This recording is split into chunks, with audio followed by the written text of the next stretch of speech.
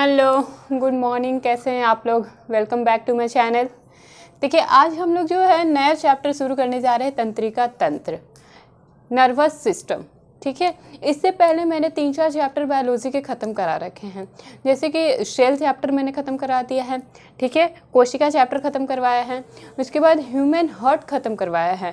बहुत ही डिटेल के साथ मैंने 3-4 चैप्टर पिछले ख़त्म करवा दिए हैं, ब्लड पढ़ा रखा है। और इससे पिछले दिनों जब ये चैप्टर तो आज से शुरू हो रहा है, इससे पहले मैंने डाइजेस्टिव सिस्टम ख़त्म किया है बहुत ही डिटेल के साथ, तो आप लोग जाके देख सकते हैं। और ये सारे चैप्टर वनडे एग्ज़ाम के लिए बहुत ही ज़्यादा इंपॉर्टेंट है। तो आप लोग, और जो टीचर का वैकेंसी आ रहा है उसके लिए तो रामबाण है। तो प्लीज़ आप लोग पढ़िए और नोट्स बनाते जाइए मेरे साथ साथ। जो भी मैं बोर्ड पे लिखती हूँ आप लोग अपने अपने नोट्स पे लिखते जाइए। ठीक है, तो देखिए आज हम लोग पढ़ने जा रहे हैं तंत्रिका तंत्र। एक बार मैं अपना वीडियो देख लेती हूँ कि अच्छे से प्रॉपर से चल रहा है या नहीं।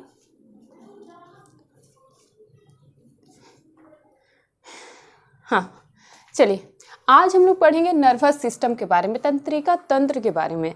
अपने पिछले क्लास में भी मैंने कई बार बता रखा है कि तंत्र का मतलब क्या होता है। जैसे हमने डाइजेस्टिव सिस्टम पढ़ा तो उसमें भी मैंने तंत्र का मतलब बताया। तंत्र का मतलब होता है ग्रुप ऑफ ऑर्गन। इस तंत्र का मतलब अगर होता है, देखें हम, तो इसका मतलब होता है, इस तंत्र का मतलब केवल होता है ग्रुप ऑफ ऑर्गन।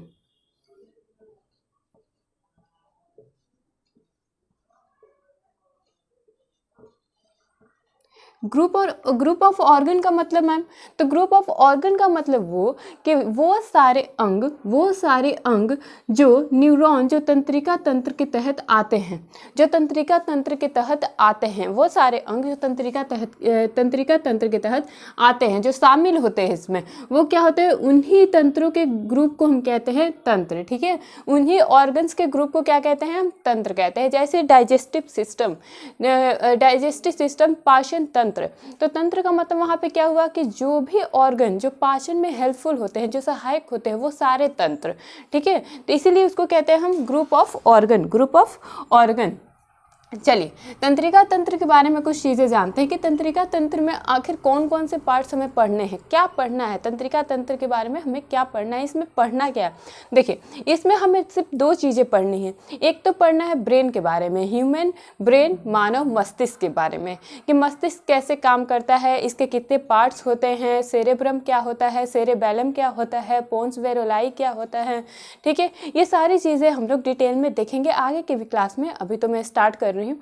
ठीक है, तो ये सारी चीज़ें आती हैं हमारे ब्रेन में, प्रमस्तिष्क, पश्चिम मस्तिष्क, ये 3 होते हैं, अग्र मस्तिष्क, ये हमारे मस्तिष्क के भाग होते हैं, वो भी हम लोग देखेंगे। ठीक है, और उसके बाद हम दूसरा ऑर्गन पढ़ते हैं स्पाइनल कोड के बारे में, मेरु रज्जु के बारे में। यही 2 चीज़ हमें तंत्रिका तंत्र में पढ़ना है, यही 2 चीज़ें हमें तंत्रिका तंत्र में पढ़ना है। जब हम ब्रेन पढ़ लेंगे, स्पाइनल कोड पढ़ लेंगे, यानी कि हमारा जो नर्वस सिस्टम वाला चैप्टर है वो खत्म हो चुका होगा, नर्वस सिस्टम वाला चैप्टर खत्म हो चुका होगा। ठीक है, देखिए तंत्रिका तंत्र क्या होता है। तंत्रिका तंत्र ये वो ऑर्गन्स होते हैं जो हमारे बॉडी को क्या करते हैं, कमांड करके रखते हैं, यानी संदेश भेजते रहते हैं हमारे बॉडी को। ठीक है, ये हमारे बॉडी को क्या करते हैं, संदेश देते हैं। और इसमें कौन सी कोशिकाएं पाई जाती है, न्यूरॉन्स कोशिकाएं पाई जाती है। ठीक है, न्यूरॉन्स क्या करती हैं, हमारे जो भी बॉडी पार्ट्स होते हैं उनको संदेश भेजती है। जैसे हमारा हाथ जल गया तो वो फील कौन करवाता है, हमारा ब्रेन करवाता है कि हमारा हाथ जो है वो जल गया। ठीक है, तो इस समय क्या होती है कि जो न्यूरॉन्स कोशिकाएं होती है वो मैसेज देती है अंग को कि हाँ हमारा हाथ जो है वो जल गया। ठीक है, इस प्रकार तंत्रिका तंत्र अहम रोल निभाती है। अच्छा, तंत्रिका तंत्र के बारे में अगर बताएं तो इसमें जो कोशिकाएं होती हैं, न्यूरॉन्स, इनकी पुनः निर्माण की क्षमता सबसे कम होती है। वो सारी चीज़ें मैं अभी लिखूंगी बोर्ड पे, थोड़ा सा मैं डिटेल में थोड़ी चीज़ें बता देती हूँ डिटेल में, कि जो भी कोशिकाएं होती हैं उनकी पुनः निर्माण की क्षमता बहुत ही कम होती है, यानी कि सेल डिवीज़न यहाँ पे कम होता है। ठीक है, और हमारे ब्रेन में सेल डिवीज़न होता कहाँ है, तो तारककाय में। ठीक है, सेंट्रोसोम में। तो चलिए आइए कुछ चीज़ें हम देखते हैं, यहाँ पे पॉइंट वाइज लिखते जाती हूँ। आप लोग अभी देखिए, आप लोग इस पे ध्यान नहीं देंगे। ठीक है, इस पे ध्यान कब देंगे, जब मैं बताऊंगी। ठीक है, ये मैंने एक फिगर ड्रॉ किया है, अभी थोड़ी देर में इस फिगर पे हम लोग आएंगे, लेकिन फिलहाल के लिए आप लोग नोट्स थोड़ा सा देख लीजिए। चलिए लिखिए, ये जो तंत्रिका कोशिकाएं होती है ना, ये तंत्रिका कोशिकाएं, लिखेंगे तंत्रिका तंत्र। आप लोग भी मेरे साथ नोट्स बनाते जाएंगे। तंत्रिका तंत्र केवल जंतुओं में पाया जाता है। जंतु मतलब ये मत पूछिएगा कि हम लोग तो आते हैं, हम लोग तो मानव है, तो क्या हम लोग में नहीं पाया जाएगा? पाया जाएगा। हम लोग भी तो एनिमल किंगडम में आते हैं, हम लोग भी तो जंतु कोशिकाएं में ही आते हैं। ठीक है, तंत्रिका तंत्र केवल जंतु कोशिकाओं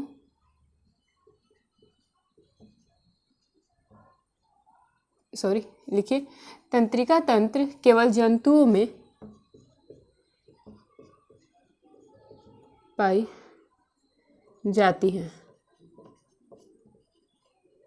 ठीक है, लिखिए ये कैसे लिखिए, तंत्रिका तंत्र केवल जंतु कोशिकाओं में पाई जाती हैं, जंतुओं में पाई जाती हैं, पौधों में नहीं पाई जाती है। लिखेंगे पौधों में अनुपस्थित होती हैं, ये पौधों में अनुपस्थित होती हैं।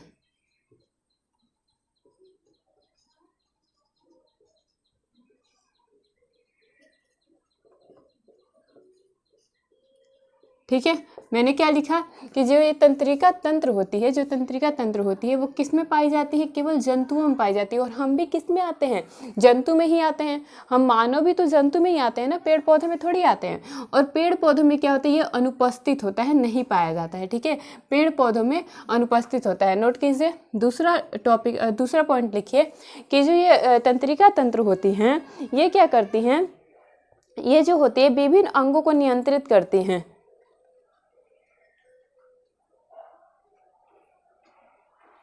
लिखिए, ये हमारे अंगों को नियंत्रित करती हैं।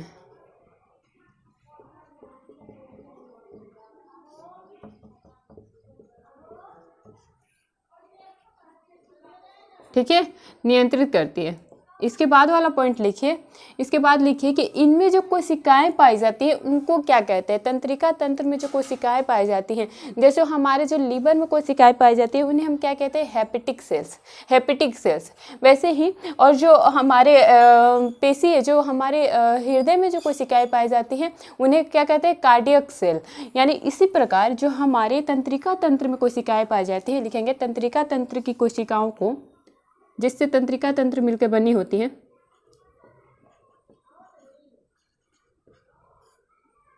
तंत्रिका तंत्र की कोशिकाओं को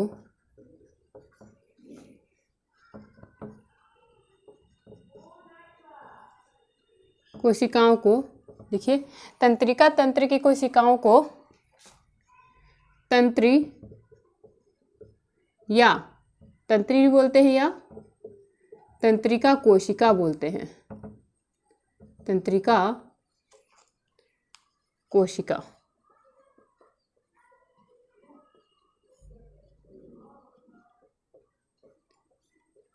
कहते हैं। ठीक है, तंत्रिका कोशिका कहते हैं। देखिए, हमने 3 पॉइंट जाने तंत्रिका तंत्र के बारे में। क्या क्या कि तंत्रिका तंत्र केवल जंतुओं में पाई जाती है। ये क्या होती है? केवल जंतुओं में पाई जाती है। ठीक है, पौधों में नहीं पाई जाती है। इसके बाद है कि ये हमारे अंगों को नियंत्रित करती है। ठीक है, ये हमारे जितने भी अंग होते हैं, जितने भी पार्ट्स होते हैं, उनको क्या करते हैं? संदेश भेजती है, यानी उनको नियंत्रित करके रखती है। कौन? तंत्रिका तंत्र। ठीक है, इसके बाद तंत्रिका तंत्र की जो कोशिकाएं होती हैं उन्हें हम क्या कहते हैं? जिनसे तंत्रिका तंत्र मिलकर बनी होती है उन्हें हम कहते हैं तंत्री या तंत्रिका कोशिका, या फिर इंग्लिश में अगर बोलेंगे तो उन्हें न्यूरॉन्स बोलते हैं। न्यूरॉन्स।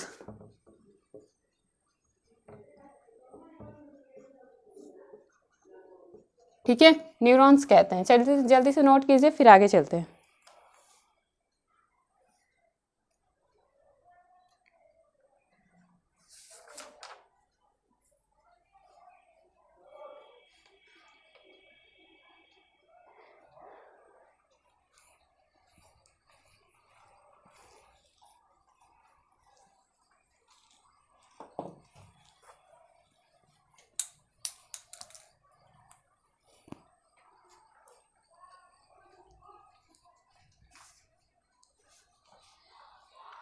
चलिए आगे चले।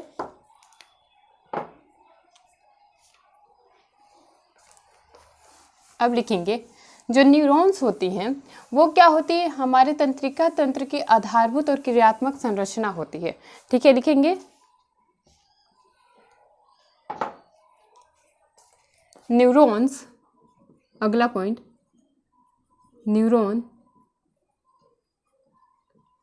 न्यूरॉन्स तंत्रिका तंत्र की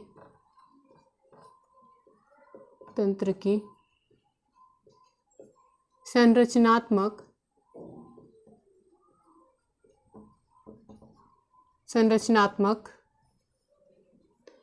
एवं क्रियात्मक इकाई हैं।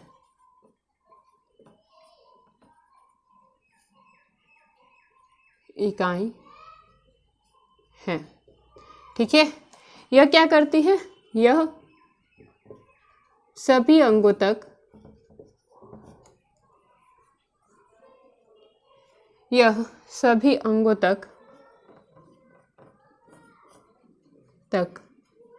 सूचना पहुंचाने का काम करती हैं।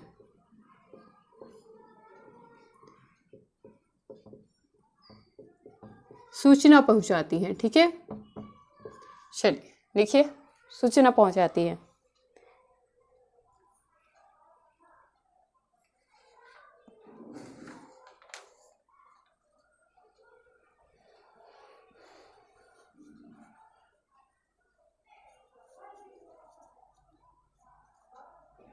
चलिए अब लिखिए न्यूरॉन्स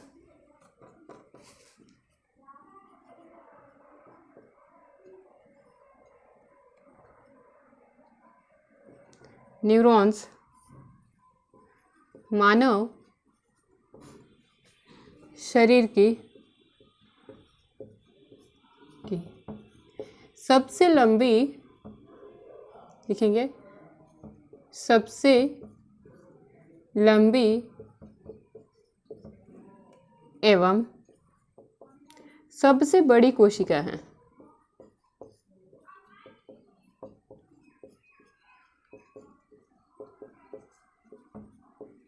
ठीक है, ये जो कोशिकाएं होती है, जो हमारे तंत्रिका तंत्र की जो कोशिकाएं होती हैं, यानी तंत्रिका तंत्र की कौन सी कोशिकाएं होती है, न्यूरॉन्स, ये क्या होती है, ये हमारे शरीर की सबसे बड़ी और सबसे लंबी कोशिकाएं होती हैं। सबसे बड़ी, जब क्वेश्चन आएगा, और क्वेश्चन आता भी है एग्जाम में, कई बार क्वेश्चन पूछ चुका है कि हमारे शरीर की, मानव शरीर की सबसे बड़ी और सबसे लंबी कोशिका कौन सी होती है, या फिर किस तंत्र की कोशिका होती है सबसे लंबी और सबसे बड़ी, तो कौन सी कोशिका होती है, हमारी न्यूरॉन्स कहाँ की कोशिका होती है, ये तंत्रिका तंत्र की कोशिका होती है।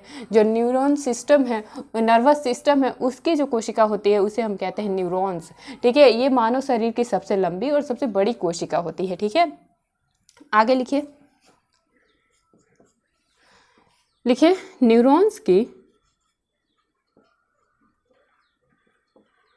जो ये कोशिकाएं होती हैं, न्यूरॉन्स, इनकी जो पुनः निर्माण की क्षमता होती है, मैंने अभी थोड़ी देर पहले बताया कि पुनः निर्माण की क्षमता सबसे कम होती है।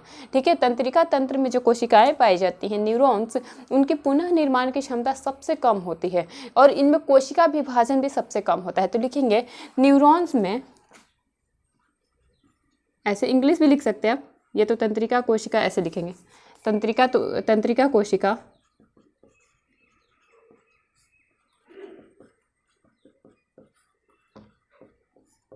न्यूरॉन्स तंत्रिका कोशिका की कोशिकाओं का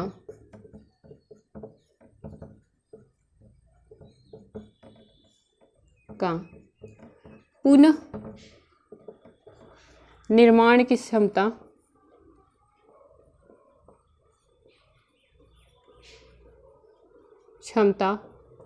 सबसे कम होती है।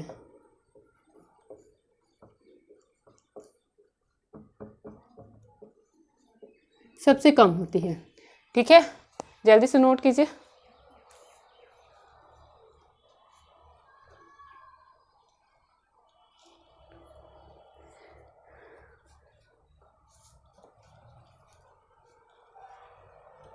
चलिए यहीं पे आगे लिख लीजिए, थोड़ा सा स्पेस है। सबसे कम होती है क्योंकि इनमें कोशिका विभाजन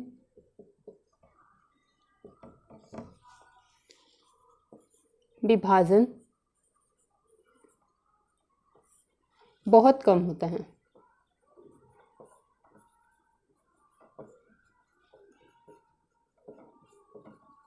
ठीक है, देखिए मैंने क्या कहा कि तंत्रिका तंत्र की जो कोशिकाएं होती हैं, न्यूरॉन्स, उन कोशिकाओं का पुनः निर्माण की क्षमता बहुत ही कम होती है। यानी कि पुनः निर्माण कब होगा? जब सेल डिवीजन ज़्यादा होगा। ठीक है, जब सेल डिवीजन ज़्यादा होगा तभी तो पुनः निर्माण की क्षमता ज़्यादा होगी, और जब सेल डिवीजन कम होगा तो पुनः निर्माण की क्षमता क्या होगी? कम होगी। ठीक है, अच्छा एक क्वेश्चन आता है, यहीं पे क्वेश्चन आता है कि हमारे शरीर की कोशिकाओं में जो विभाजन होता है, कोशिका विभाजन किसका सबसे ज़्यादा होता है, या पुनः निर्माण की क्षमता किस ऑर्गन की कोशिकाओं का सबसे ज़्यादा होता है? तो आप लिखेंगे लीवर की कोशिकाओं का। हमारी जो लीवर की कोशिकाएं होती हैं, हेपेटिक सेल्स, उनका क्या होता है? पुनः निर्माण की क्षमता सबसे ज़्यादा होती है। और सबसे कम किसकी होती है? न्यूरॉन्स की। सबसे कम किसकी होती है? न्यूरॉन्स की। और सबसे ज़्यादा पूछे तो सबसे ज़्यादा होती है हेपेटिक सेल्स की। जो हमारे लीवर में जो कोशिकाएं पाई जाती है, जो यकृत की कोशिकाएं होती हैं, उनकी पुनः निर्माण की क्षमता सबसे ज़्यादा होती है। यानी उसमें कोशिका विभाजन, जो सेल डिवीज़न होता है, वो सबसे अधिक होता है। ठीक है, लेकिन इसमें सेल डिवीज़न क्या होता है? बहुत ही कम होता है। इसमें क्या होता है? सेल डिवीज़न बहुत ही कम होता है। जल्दी से नोट कीजिए, आगे चलते हैं।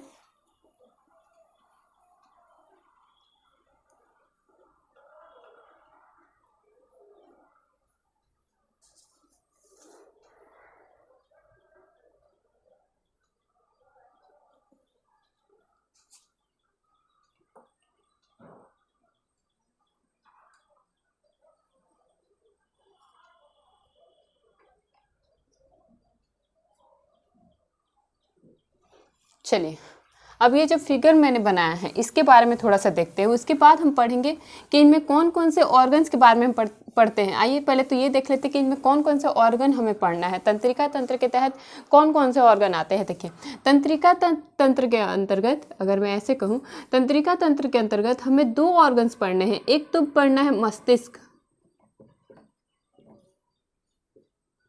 मस्तिष्क, ठीक है, ब्रेन, ठीक है, और दूसरा हमें पढ़ना है मेरु रज्जु के बारे में। मेरु रज्जु, ठीक है, मेरु रज्जु यानी कि स्पाइनल कोड के बारे में। ठीक है, यही 2 ऑर्गन हमें इनमें पढ़ना है। और यही 2 ऑर्गन पढ़ने के बाद हमारा जो तंत्रिका तंत्र वाला चैप्टर है वो खत्म हो जाएगा, समाप्त हो जाएगा। ठीक है, तो आइए हम ब्रेन के बारे में, पहले तो इस फिगर के बारे में थोड़ा सा चर्चा करते हैं कि ये फिगर क्या है। उसके बाद हम पढ़ेंगे ब्रेन के बारे में। ठीक है, ब्रेन के बारे में 1-2 क्लासेस होंगी। ठीक है, आज तो मैं केवल थोड़ा बहुत इंट्रो दूंगी, फिर कल के क्लास में प्रॉपर ब्रेन के कितने भाग होते हैं वो सारी चीज़ें हम लोग पढ़ेंगे। उसके बाद स्पाइनल कोड के बारे में जानेंगे। यानी मुश्किल से 3 चैप्टर, मुश्किल से 3 दिन ये क्लास चलेगी और आपका ये चैप्टर कंप्लीट हो जाएगा। ठीक है, आपका ये चैप्टर कंप्लीट हो जाएगा। ये 1 डे एग्जाम के लिए बहुत ही इंपॉर्टेंट है। देखिए, बायोलॉजी का जितना भी सिलेबस है मैं अपने प्लेटफॉर्म से ख़त्म करवा रही हूँ। उसके बाद केमिस्ट्री की भी सिलेबस मैं ख़त्म करवाऊँगी, और धीरे धीरे हम देखते हैं कि कौन कौन सा जो सब्जेक्ट है उसको मैं ख़त्म करवा पा रही हूँ आपके लिए। तो प्लीज़ आप लोग चैनल से जुड़ जाइए, चैनल को सब्सक्राइब कीजिए और सपोर्ट कीजिए। ठीक है, चलिए अब हम लोग देखते हैं इस फिगर के बारे में कि है क्या। देखिए, हमने कहा कि जो न्यूरॉन्स होती हैं, जो तंत्रिका तंत्र की कोशिकाएं होती हैं, वो क्या होती है? सबसे बड़ी होती हैं, सबसे लंबी होती हैं, सबसे बड़ी होती हैं। तो देखिए ये क्या है? यही है तंत्रिका तंत्र की कोशिकाएं, यानी कि न्यूरॉन्स। देखिए, तंत्रिका कोशिका, आप लोग फिगर बना लेंगे। तंत्रिका कोशिका यानी न्यूरॉन्स, ठीक है, वो इसी शेप की होती हैं, ऐसी ही होती हैं। हमारी जो तंत्रिका तंत्र की कोशिकाएं होती हैं वो इनका आकार ऐसा ही होता है। ठीक है, ऐसा ही होता है। देखिए, इस तरह का आकार होता है और यहाँ पे 3-3 लाइनें निकली होती है, इस तरह की संरचना होती है। ठीक है, और बीच में क्या होता है? केंद्रक होता है। ठीक है, बीच में क्या होता है? केंद्रक होता है। इसी देखिए, यहाँ पे केंद्रक है, केंद्रक, ये देखिए, ये इसको बीच वाला क्या है, केंद्रक है। और ये देखिए चारों तरफ थोड़ा सा खाली स्पेस है, ये देखिए खाली स्पेस है थोड़ा सा, इसको हम कहते हैं एक्सॉन। क्या कहते हैं इसको, एक्सॉन कहते हैं। देखिए यहाँ पे क्या है, खाली जगह है थोड़ा सा, इसको हम क्या कहते हैं, एक्सॉन कहते हैं। और ये देखिए यहाँ पे जो 3-3 लड़ियाँ निकली हुई है, ये देखिए 3-3 संरचना बनी हुई है यहाँ पे पॉइंट पे, ऐसे 3-3 संरचना। जब भी आप लोग यहाँ इसकी सेल को आप लोग देखेंगे तो आपको यहाँ पे 3-3 लाइंस दिखने को मिलेंगी। इसको हम कहते हैं डेंड्राइटस। क्या कहते हैं, डेंड्राइटस। ठीक है, ये क्या है, केंद्रक है। और जो बीच वाला स्पेस है उसको हम एक्सॉन कहते हैं। ये जो संरचना बनी है होती है 3 लाइंस वाली, इसको हम कहते हैं डेंड्राइटस। और ये जो पूंछ टाइप की संरचना आप देख पा रहे हैं, इस तरह के, इसमें डॉट्स होते हैं बीच बीच में। ठीक है, तो इस तरह की जो संरचना आप देख पा रहे हैं, इसको हम कहते हैं माइलिन आच्छाद। क्या कहते हैं, माइलिन आच्छाद। ठीक है, आप लोग फिगर बना लीजिए, नोट कर लीजिए इस फिगर को, और नाम को भी नोट कर लीजिए। ठीक है, चलिए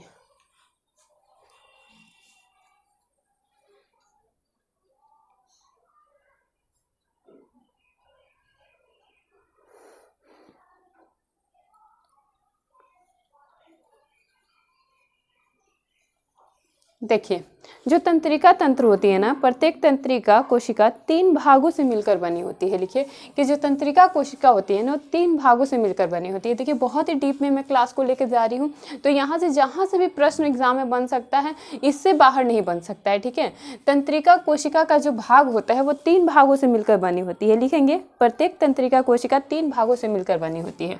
आगे चलिए लिखिए, प्रत्येक, ये फिगर आप लोग बना लेंगे, प्रत्येक तंत्रिका कोशिका 3 भागों से मिलकर बनी होती है।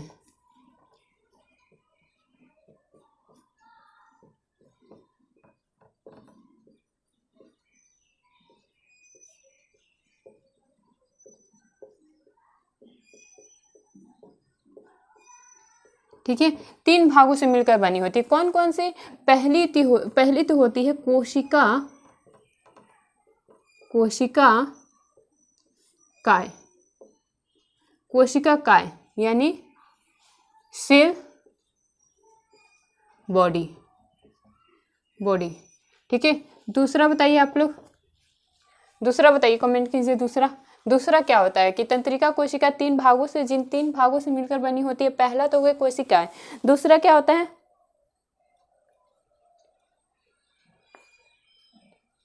देखिए दूसरा है, बहुत ही अजीब नाम है, द्रुमाक्ष। ठीक है, द्रुमाक्ष होती हैं। ठीक है, द्रुमाक्ष, यहाँ पे द्रुमाक्ष।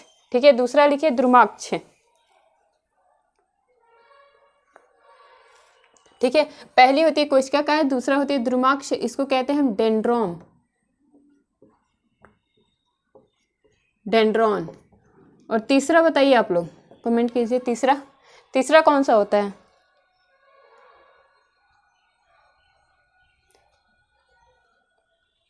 देखिए तीसरा होता है तंत्रिकाक्ष।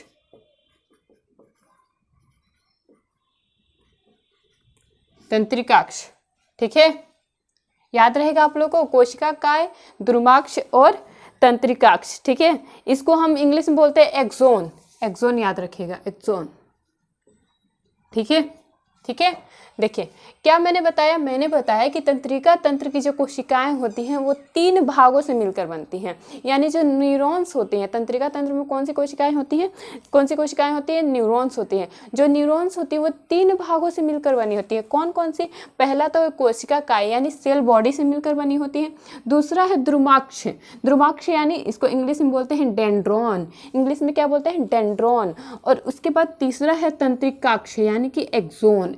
ठीक है, इन्हीं 3 भागों से मिलकर क्या बनी होती है, न्यूरॉन्स बनी होती है। इन्हीं 3 भागों से मिलकर क्या बनती है, न्यूरॉन्स बनती है, तंत्रिका कोशिका बनती है। ठीक है, तंत्रिका कोशिका बनती है, यहाँ पे लिखेंगे तंत्रिका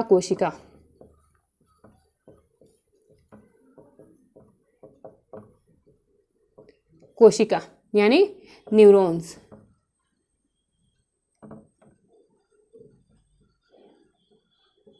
ठीक है, याद रहेगा आप लोगों को।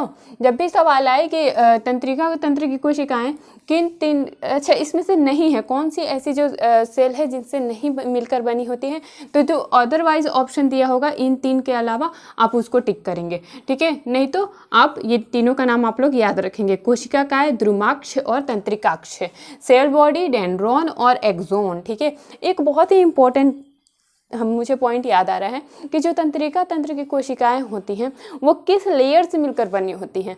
बताइए आप लोग, किस लेयर से मिलकर बनी होती हैं?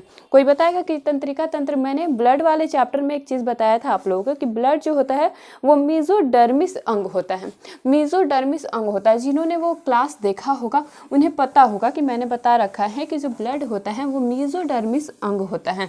यानी अब मेरे पूछने का मतलब ये है कि जो तंत्रिका तंत्र की कोशिकाएं होती हैं वो किस लेयर से मिलकर बनी होती हैं। हमारी जो बात हुई थी ब्लड वाले चैप्टर में, मैंने आपको बताया था कि सबसे पहले जब प्री प्रेगनेंसी होती है किसी भी लेडी में तो बच्चे का 3 लेयर बनता है। मैंने बहुत ही प्रीतांत में ये चीज़ें बता रखी हैं अपने ब्लड वाले चैप्टर में।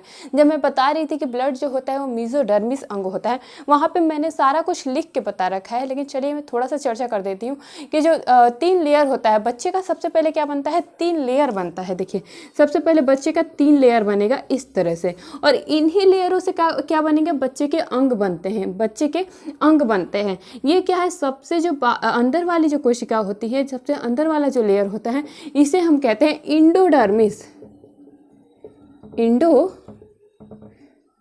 इंडोडर्म या इंडोडर्मिस बोलते हैं। ठीक है, दोनों बोल सकते हैं, इंडोडर्म या इंडोडर्मिस। ठीक है, बीच वाले लेयर को क्या कहते हैं हम, मीजोडर्मिस या मीजोडर्म, मीजोडर्मिस।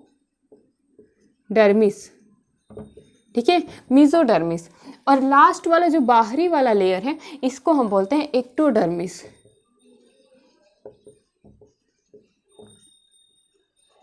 एक्टोडर्मिस। ये सारा कुछ मैंने ब्लड वाले चैप्टर में बता रखा है। ठीक है, ब्लड वाले चैप्टर में जिन्होंने भी नहीं देखा है और डिटेल में देखना चाहते हैं वो जाके देख लेंगे। लेकिन यहाँ पे मैं थोड़ा सा चर्चा कर रही हूँ कि देखिए सबसे पहले बच्चे का 3 लेयर बनता है। ये कौन बच्चे हैं, ये कैसा बच्चा है, जो अभी माँ के पेट में है, जो अभी शुरुआती दौर में है। ठीक है, अपनी माँ के पेट में है अभी, जिसका अंग का फॉर्मेशन अभी नहीं हुआ है, जिसके अंग का फॉर्मेशन अभी अंग नहीं बना है। ठीक है, ये वो बच्चा है जिसका अभी अंग नहीं बना है, माँ के पेट में अभी अंग इसका नहीं बना है। सबसे पहले क्या बनता है, 3 लेयर बनता है, बच्चे में 3 लेयर बनता है। इंडोडर्मिस, ये देखिए सबसे अंदर वाला क्या है, इंडोडर्मिस, बीच वाला को क्या कहते हैं, मीजोडर्मिस, और लास्ट वाले को जो बाहरी परत है इसको हम कहते हैं एक्टोडर्मिस। ठीक है, एक्टोडर्मिस। अच्छा, मीजोडर्मिस से कौन कौन से अंग बनते हैं, तो मीजोडर्मिस से अंग बनते हैं stomach, pancreas, liver, small intestine, large intestine, gall bladder, ये सारे जो होते हैं वो इससे बनते हैं, जो अंदर वाला लेयर है इंडोडर्मिस वाले लेयर से। अच्छा, मीजोडर्मिस से क्या बनता है, मीजोडर्मिस से बनता है जो हमारी कार्डियक मसल्स होती हैं वो बनते हैं, जो हृदय की पेशियां होती हैं वो बनती हैं, हमारा ब्लड बनता है। ठीक है, इससे क्या बनता है, हृदय की पेशियां बनती हैं और ब्लड बनता है, और जो स्मूथ मसल्स होते हैं, जो चिकनी मसल्स होती हैं, जो मांसपेशियां होती हैं वो इससे बनती हैं मीजोडर्मिस से। ठीक है, एक्टोडर्मिस से क्या बनता है, जो हमारा आउटर लेयर है, जो हमारा ये स्किन है आप देख रहे हैं, आउटर लेयर जो है बॉडी का, वो किससे बनता है, एक्टोडर्म से बनता है, एक्टोडर्म से बनता है। जो शरीर का स्किन होता है वो एक्टोडर्म से बनता है। और हमारे जो तंत्रिका, अब बात आती है कि तंत्रिका तंत्र मैम तब किससे बनी होती है, ये तंत्रिका तंत्र किससे मिलकर बनी होती है, कौन से लेयर से तंत्रिका तंत्र बनती है, क्या लगता है आप लोग, किस लेयर से बनती है, इंडोडर्मिस से बनती है, मीजोडर्मिस से बनती है, एक्टोडर्मिस से बनती है? कमेंट कीजिए किस लेयर से आप लोग को लगता है कि तंत्रिका कोशिकाएं बनती हैं। तो देखिए ध्यान से सुनिए, जो तंत्रिका कोशिकाएं होती हैं वो एक्टोडर्म से बनती है। किससे बनती हैं, एक्टोडर्म से बनती है। लिखेंगे एक लाइन यहाँ पे, तंत्रिका कोशिका या तंत्रिका तंत्र एक्टोडर्म से बनती हैं, एक्टोडर्म,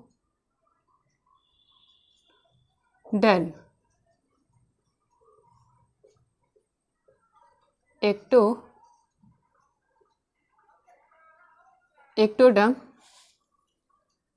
वाले परत से बनती हैं।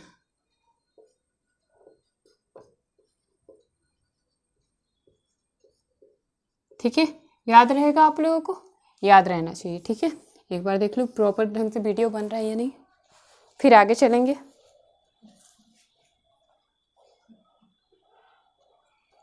चलिए ठीक है।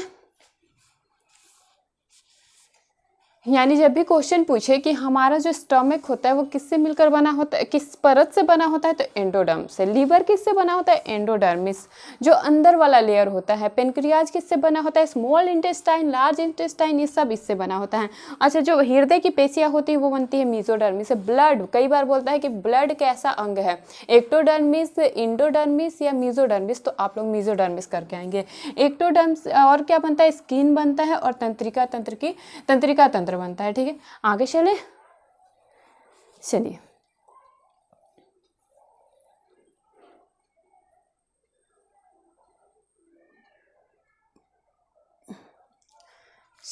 अब ब्रेन के बारे में 3-4 पॉइंट हम लोग जानेंगे, फिर आगे की क्लास में हम लोग कल जानेंगे चीज़ें। ठीक है, चलिए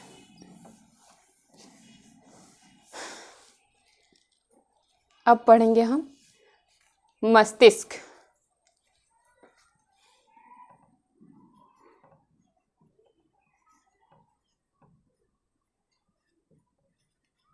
मस्तिष्क यानी ब्रेन। ठीक है, ब्रेन के बारे में अब पढ़ेंगे हम लोग। चलिए शुरू करें।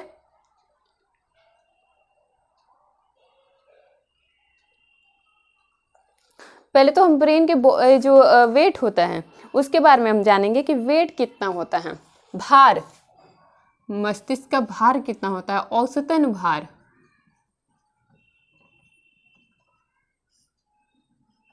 औसतन भार कितना होता है, औसतन भार होता है 1400 ग्राम। ठीक है, औसतन भार कितना होता है, हमारे मस्तिष्क का जो है औसतन भार कितना होता है, तो 1400 ग्राम। अच्छा, इसमें पुरुष का पूछ ले, औसतन भार में अगर पुरुष का पूछे, पुरुष और महिलाओं का पूछते हैं,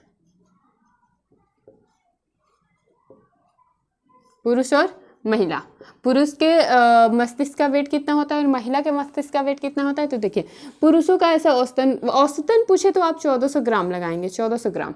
ठीक है, और पुरुषों का पूछे, प्रॉपर पुरुषों का पूछता है तो आप करेंगे 1450 ग्राम। ठीक है, 1450 ग्राम। और महिला का पूछ दे तो आप क्या करेंगे, 1350 ग्राम। अब यहाँ पे सवाल आता है कि मैम महिलाओं का दिमाग कम होता है क्या, दिमाग कम होता है क्या महिलाओं का, तो तभी तो वेट कम है ना। तो नहीं, महिलाओं का दिमाग कम नहीं होता है। यहाँ पे ये होता है कि जितने भी ऑर्गन्स होते हैं, मैंने बार बार अपने लेक्चर में बताया है कि जितने भी ऑर्गन्स होते हैं वो बॉडी वेट के हिसाब से होते हैं।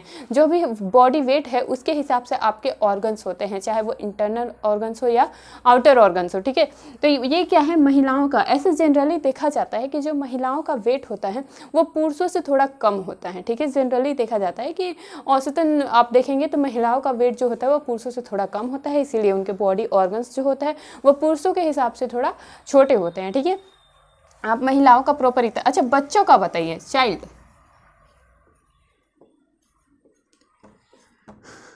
बच्चे का कितना होता है, जो बच्चे होते हैं इनका होता है 300 से लेके 500 ग्राम। कितना होता है, 300 से लेके 500 ग्राम। जो बच्चे होते हैं उनका होता है मस्तिष्क का वजन 300 से लेके 500 या 400। ठीक है, याद रहेगा।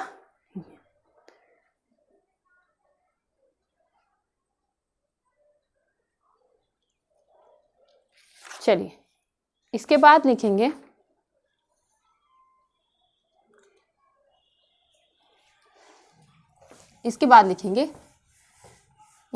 जो मस्तिष्क होता है, जो ब्रेन होता है,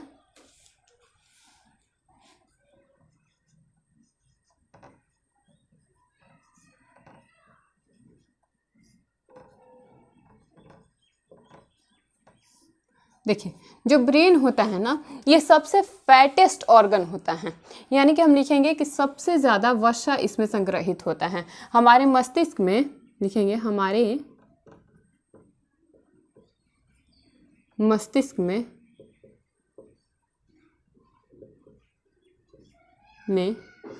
सबसे ज़्यादा वसा होता है।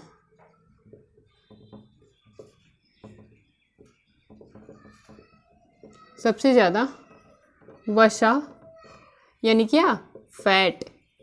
फैट को और क्या बोलते हैं, लिपिड्स। लिपिड्स, ठीक है। हमारे मस्तिष्क में सबसे ज़्यादा वसा और सबसे ज़्यादा वसा होता है ठीक है। इसको क्या बोलते हैं, फैटेस्ट ऑर्गन। इसको क्या बोलते हैं, फैटेस्ट ऑर्गन।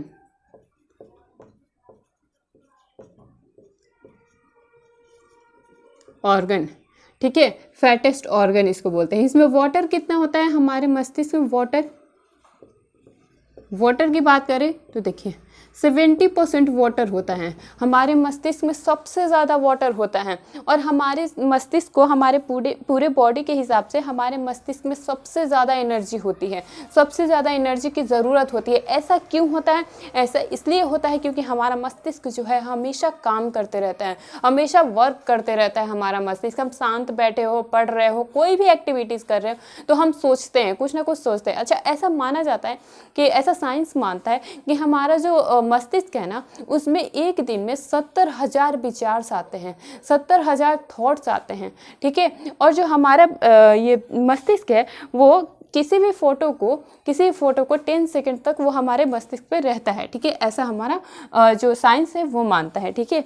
इसके बाद हमारा साइंस जो है ये भी मानता है कि हमारा दिमाग एक बार में 25 करोड़ इमेज को स्टोर कर सकता है। हमारा दिमाग जो होता है वो एक दिन में एक बार में 25 करोड़ इमेज को, यानी पिक्चर्स को वो क्या करता है, स्टोर कर सकता है। सोचिए कितना पावरफुल ये हमारा दिमाग कितना पावरफुल है, ठीक है। ये क्या है, सबसे ज़्यादा वाटर, यानी हमारे पूरे वेट का, पूरे बॉडी वेट का, पूरे शरीर के का, पूरे शरीर में जितना वाटर होता है उसका 70% वाटर किसके पास होता है, हमारे मस्तिष्क के पास होता है। पूरे शरीर का 70% वाटर, ठीक है। हमारे वेट में, हमारे बॉडी में जितना भी वाटर होता है उसका 70% वाटर कहाँ होता है, हमारे ब्रेन के पास, हमारे ब्रेन के पास। अब लिखेंगे यहाँ पे, हमारे मस्तिष्क को सबसे ज़्यादा एनर्जी की ज़रूरत होती है। लिखेंगे हमारे मस्तिष्क को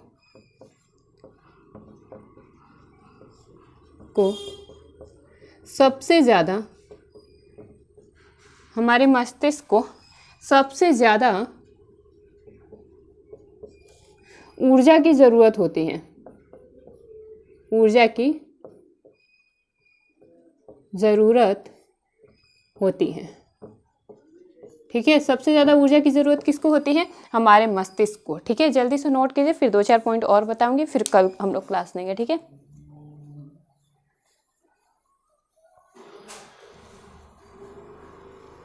चलिए, हो गया।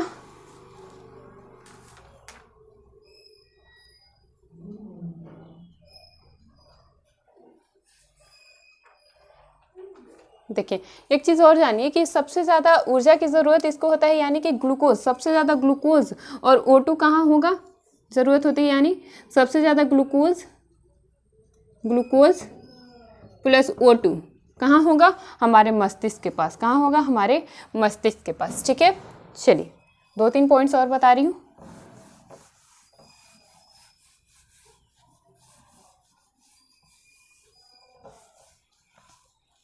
अच्छा देखिए, हमारे मस्तिष्क में कौन सा खनिज सबसे अधिक होता है, सबसे अधिक खनिज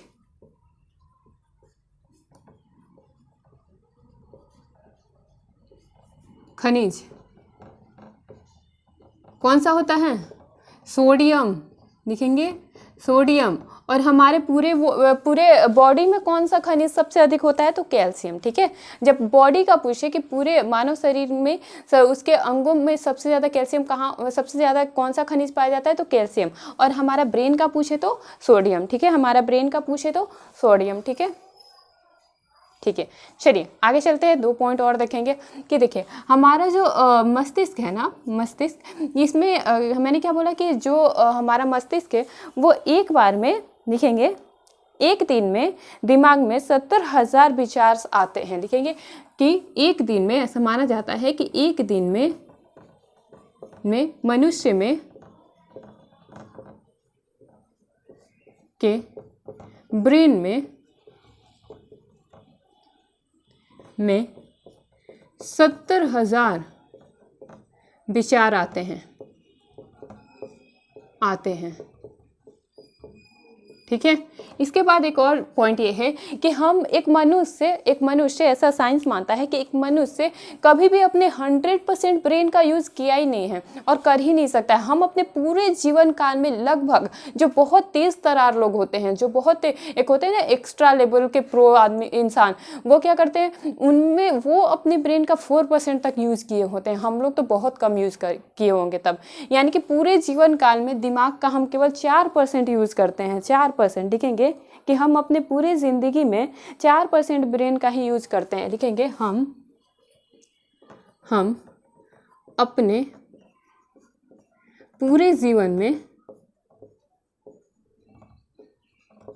में सोचिए 4%, हम 100% 10% भी यूज़ नहीं कर रहे हैं हम अपने दिमाग का।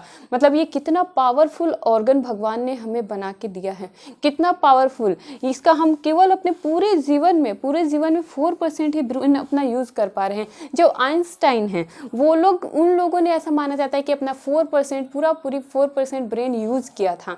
आइंस्टाइन है, न्यूटन है, इस तरह के लोगों ने, जो बहुत ही एक्स्ट्रा प्रो लेवल के जो इंसान होते हैं, वो अपना जो है 4% ब्रेन आज तक यूज किए हैं। हम लोग तो मतलब मुझे लगता है कि 2.5 ही यूज़ किए होंगे, उससे भी कम किए होंगे। ठीक है, तो हम अपने पूरे जीवन में 4% ब्रेन यूज़ करते हैं। ठीक है, 4% ही ब्रेन यूज करते हैं। ठीक है, चलिए एक और पॉइंट लिख लीजिए। एक और पॉइंट कि जब इंसान मर जाता है तो इंसान के मरने के बाद हम बोलते हैं ना कि कुछ ऑर्गन्स कुछ देर तक जिंदा होते हैं और वो धीरे धीरे डीएक्टिवेट होने लगते हैं। तो मरने के बाद जो ह्यूमन का जो ब्रेन होता है, मानव का जो दिमाग होता है, वो क्या होता है 7 मिनट तक जीवित रहता है। ठीक है, लिखेंगे मरने के बाद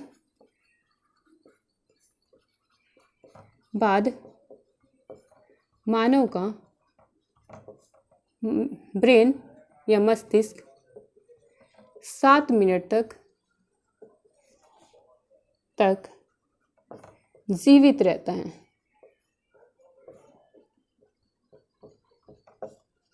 ठीक है, जल्दी से नोट कीजिए। चलिए आज के लिए इतना ही। आज मैंने बहुत सारी चीज़ें बता दी हैं। ठीक है, और कल से अब हम लोग जो ब्रेन का जो पार्ट होता है, अग्र मस्तिष्क, मध्य मस्तिष्क, पश्चिम मस्तिष्क और उसके अंतर्गत जो पार्ट्स आते हैं जैसे सेरेब्रम, सेरेबेलम, पोन्स वेरोलाई, मेडुला ऑब्लंगाटा, वो सारी चीज़ें हम लोग धीरे धीरे देखेंगे। आज के लिए केवल इतना ही। तो जिन्हें मेरी मेहनत पसंद आ रही है और प्लीज़ वनडे एग्ज़ाम के लिए अगर किसी का स्टेट PCS हो, किसी भी स्टेट में अगर वो रह रहे हों, इनका स्टेट PCS हो, वनडे कोई भी एग्ज़ाम हो, इसमें ये सब चैप्टर बहुत ही इंपॉर्टेंट रोल प्ले करते हैं। आप इससे मेरे चैनल पे पढ़िए और नोट्स बनाइए और नोट्स बनाने के बाद आप सेट लगाइए, आप देखिएगा आपको बहुत प्रॉफिट होगा। ठीक है, ओके, तो प्लीज़ चैनल को सब्सक्राइब कीजिए, सपोर्ट कीजिए, कमेंट कीजिए। ठीक है, ओके, बाय।